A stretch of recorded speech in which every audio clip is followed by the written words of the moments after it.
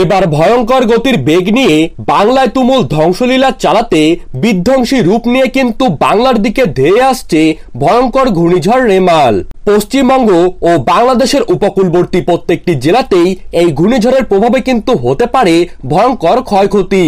অনেক আবহাওয়াবিদরা জানাচ্ছেন যে ঘূর্ণিঝড়টি নাকি সুপার সাইক্লোনের রূপ নিতে পারে, যার ফলে ঘন্টায় প্রায় 150 থেকে 200 কিলোমিটার গতিবেগে বইতে পারে ঝড়ো দমকা হাওয়া।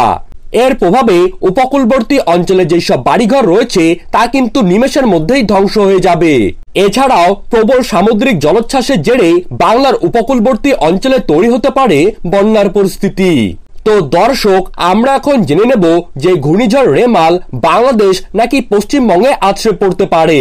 যখন ঘূর্ণিঝড়টি ল্যান্ডফল করবে তখন ঠিক কোন কোন জেলাগুলিতে হতে পারে সবথেকে বেশি ক্ষয়ক্ষতি এবং কোন কোন জেলাগুলিতে রয়েছে এর প্রভাবে ভারী থেকে অতি ভারী বৃষ্টিপাতের সম্ভাবনা। তো সমস্ত বিষয়বস্তুকে কেন্দ্র করে আবহাওয়া দপ্তর এই বিষয়ে কি কি তথ্য জানিয়ে দিয়েছে, তো তাই কিন্তু আমি আজকে আপনাদেরকে জানিয়ে দেব এই ভিডিওটির মাধ্যমে। তাই আপনার জেলার যে কোনো আবহাওয়ার খবর আপনি যদি প্রতিদিন সবার প্রথমেই পেতে চান তাহলে অবশ্যই আমাদের চ্যানেলটিকে সাবস্ক্রাইব করবেন এবং পাশে থাকা বেল আইকনটিকে প্রেস করে রাখবেন। তো চলুন এক নজরেই দেখে নেওয়া যাক।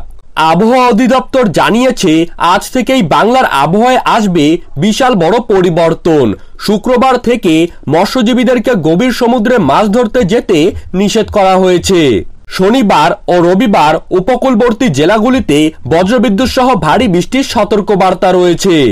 আজ গাঙ্গেয় পশ্চিমবঙ্গের পূর্ব বর্ধমান, বীরভূম, মুর্শিদাবাদ ও নদিয়া জেলায় বজ্রবিদ্যুৎ সহ বৃষ্টির সাথেই ঘন্টায় 50 থেকে 60 কিলোমিটার গতিবেগে ভয়ঙ্কর কালবৈশাখীর ঝড় বয়ে যেতে পারে। বাকি হাওড়া, হুগলি, কলকাতা, উত্তর ও দক্ষিণ 24 পরগনা, পুরুলিয়া, বাঁকুড়া, ঝাড়গ্রাম, পূর্ব ও পশ্চিম মেদিনীপুর জেলায় বজ্রবিদ্যুৎ সহ হালকা বৃষ্টির সম্ভাবনা রয়েছে। ঘূর্ণিঝড়টি পশ্চিমবঙ্গ নাকি বাংলাদেশের উপকূলবর্তী অঞ্চলে আছড়ে পড়বে তা নিয়ে এখনো পর্যন্ত সঠিকভাবে বলা যাচ্ছে না। 25 তারিখ নয়তো 26 তারিখেই বলা যাবে যে ঘূর্ণিঝড়টি ঠিক কোন জায়গায় ল্যান্ডফল করতে পারে। তবে আবহাওয়ার মডেল অনুযায়ী ঘূর্ণিঝড়টি বাংলাদেশের কক্সবাজার, টেকনাফ নয়তো বরিশালেই ল্যান্ডফল করতে পারে। আর পশ্চিমবঙ্গের ক্ষেত্রে পশ্চিমবঙ্গের দীঘা, মন্দারমণি নয়তো কাকদ্বীপের উপকূলবর্তী অঞ্চলে এই ঘূর্ণিঝড়টি আছড়ে পড়তে পারে। আবার অনেকেই আশঙ্কা করছেন যে ঘূর্ণিঝড়টি সুপার সাইক্লোনের রূপ নিতে পারে, যার ফলে ঘন্টায় 150 থেকে 200 কিলোমিটার গতিবেগে বইতে পারে ঝড়ো দমকা হাওয়া।